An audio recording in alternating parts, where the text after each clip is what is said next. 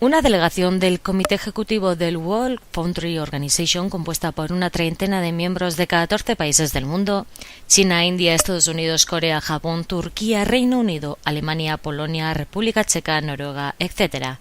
han sido recibidas en el Palacio de la Diputación Foral de Vizcaya por el diputado de Promoción Económica, Imanol Pradales. Durante el encuentro, Imanol Pradales ha recibido información de primera mano sobre el Congreso Mundial que se celebrará en el Palacio Euskalduna de Bilbao entre el 19 y 21 de mayo de 2014. Así, durante 3 días, la capital vizcaína se convertirá en un excelente escaparate para mostrar la capacidad industrial y tecnológica de Vizcaya a los visitantes que vendrán de casi 50 países del mundo. La World Foundry Organization es una organización internacional para el desarrollo de la industria sidero-metalúrgica. Se trata de una red de trabajo internacional que cuenta con 33 países asociados que coordina y apoya todas las iniciativas que surjan en el campo de la tecnología de fundición e industrias del metal.